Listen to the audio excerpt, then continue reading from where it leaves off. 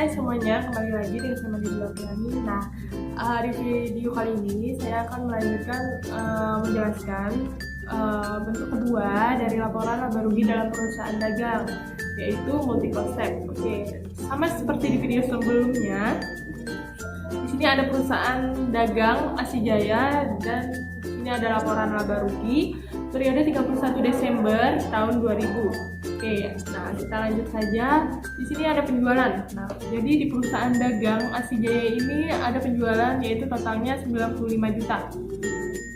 Terus lalu ada retur penjualannya, di sini ada 1.500.000 dan untuk potongan penjualan ternyata di perusahaan perusahaan dagang Asijaya, perusahaan dagang Asijaya ini tidak memiliki potongan penjualan. Oke. Lalu kita jumlah dari retur dan potongan penjualan tadi yaitu 1.500.000. Oke.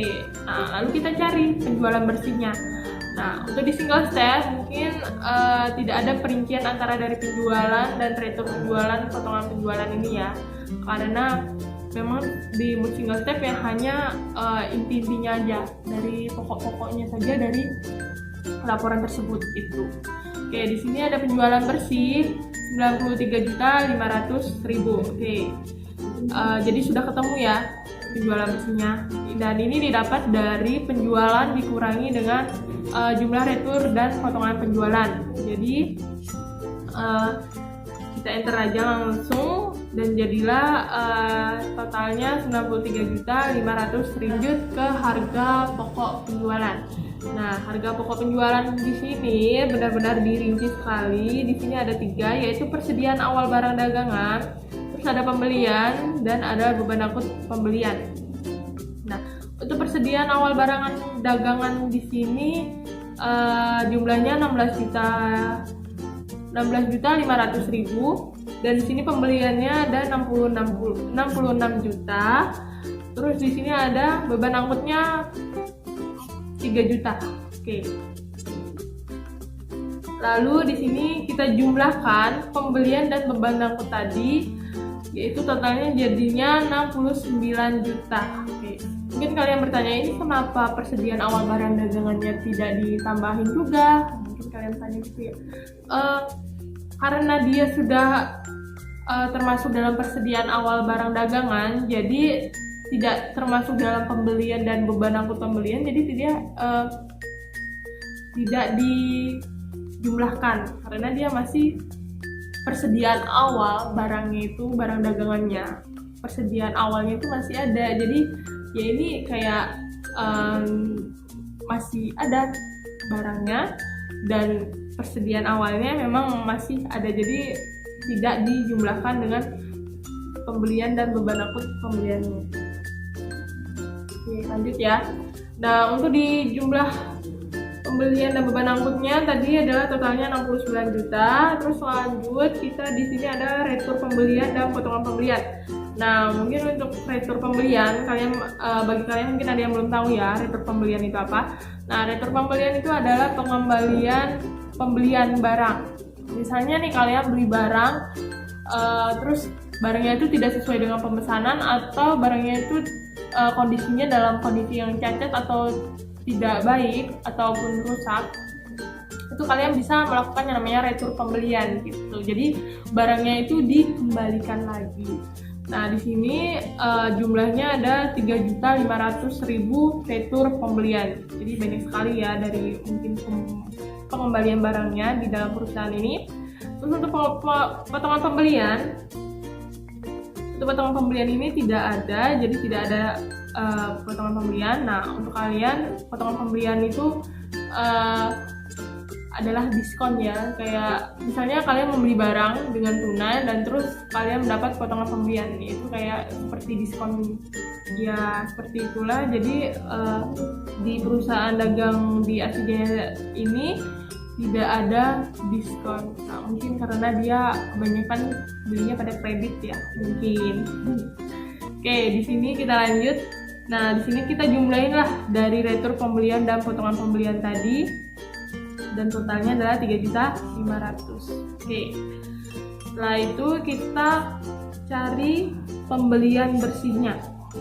Pembelian bersihnya dapatnya 65.500.000. Kalian bertanya, ini dapat 65.500.000 dari mana? Nah, 65.500.000-nya didapat dari jumlah pembelian dan beban angkut tadi dikurangi dengan jumlah retur dan potongan pembelian tadi. Jadilah dia totalnya 65.500.000. Oke. Untuk di sini saya ketik aja ya jumlah, biar kalian tidak bingung. Jumlah retur dan potongan pembelian.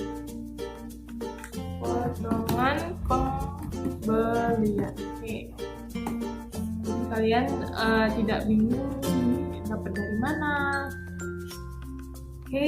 Dan ini adalah pembelian bersihnya, totalnya 65.500.000. Nah, lalu di sini ada barang tersedia untuk dijual. Itu ada totalnya 82 juta.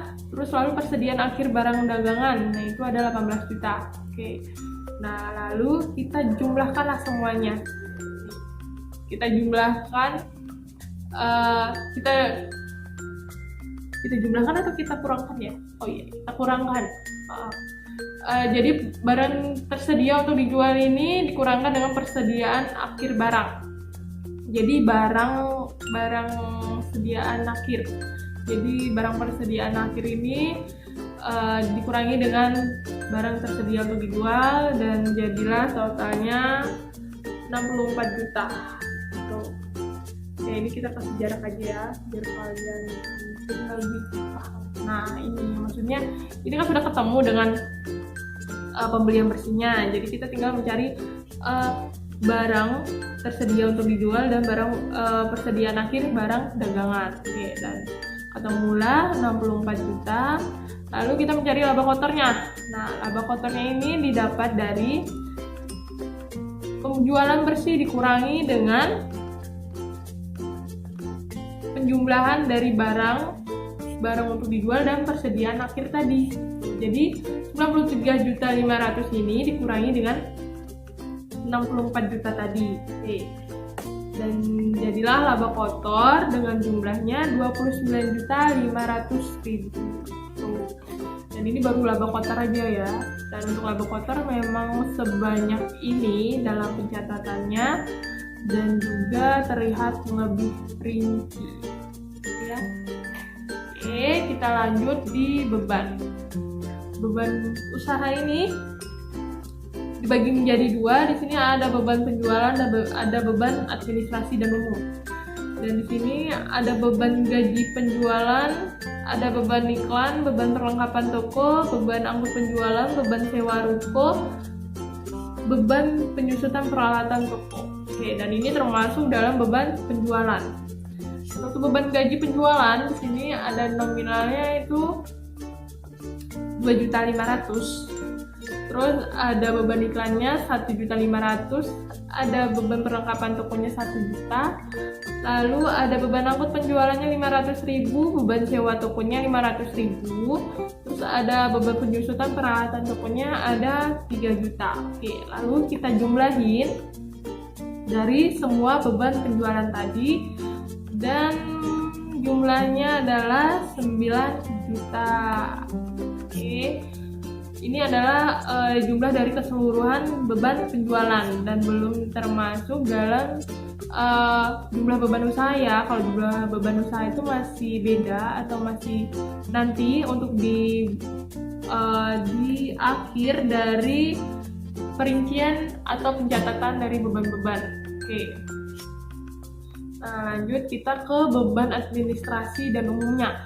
Beban administrasi dan umum ini sudah jelas ya dari judulnya aja, beban administrasi dan umum. Jadi beban administrasi berarti beban yang dikeluarkan dari kantor atau dari umum gitu. Jadi kalau beban penjualan kan dari beban-beban dari selama perusahaan itu melakukan penjualan atas produknya gitu. Tapi kalau beban administrasi itu adalah beban-beban yang dari dalam kantor, terus beban umumnya yang mungkin dari umum dan dari serba-serbi, biasanya dari parkir segala macam, itu kan udah termasuk beban umumnya.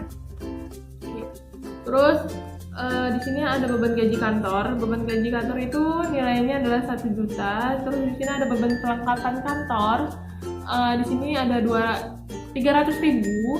Terus di sini ada beban umum serba-serbi yaitu 700.000 dan beban penyusutan peralatan kantor adalah 450.000. Sama di beban penjualan, di sini kita jumlahin juga, jadinya totalnya 2.450.000. Lalu kita jumlahin deh dari jumlah beban penjualan dan jumlah beban administrasi tadi, kita jumlahin, kita totalin dan namanya menjadi jumlah beban usaha. Dan totalnya adalah 11.450.000. Untuk di single step kan dia langsung ya, dari beban penjualan dia 9 juta, terus beban administrasi dan umum dia 2.450.000. Tidak ada rincian dari beban penjualan itu bebannya apa aja sih, kayak beban gaji, beban iklan gitu. Ternyata di single step tidak ada, dia tidak ada perincian atau pencatatan dari beban-beban apa saja yang dikeluarkan selama beban penjualannya itu. Dan begitu pun dengan di administrasi dan umum. Nah, lalu setelah kita menjumlahkan beban usaha tadi, lalu kita mencari laba usahanya. Sebelumnya kan tadi kita mencari laba kotornya, lalu sekarang kita mencari laba usahanya. Nah, laba usaha ini didapat dari mana? Nah, laba usaha ini didapat dari laba kotor dikurangi dengan jumlah beban usaha. Ya. Tuh, jadi untuk mencari laba usaha itu kalian ingat-ingat aja, jadi laba kotor dikurangi dengan jumlah beban usaha. Nah, jadi 29.500.000 dikurangi dengan 11.450.000, jadi totalnya adalah 18.050.000 gitu. Oke, sampai sini paham ya untuk beban-bebannya. Terus lanjut kita ke pendapatan dan beban di luar usaha. Nah, jadi kan kalau tadi itu kan adalah beban usahanya. Nah, terus lalu di sini kita pendapatan dan beban di luar usahanya. Nah, untuk pendapatan di luar usahanya itu adalah pendapatan bunga, dan untuk beban di luar usahanya itu adalah beban di luar usaha. Dan untuk pendapatan bunganya jumlahnya 600.000 dan untuk beban di luar usahanya ternyata tidak ada. Jadi kita menjumlahkan atau memakai dengan jumlah dari pendapatan di luar usahanya saja dulu, yaitu 600.000.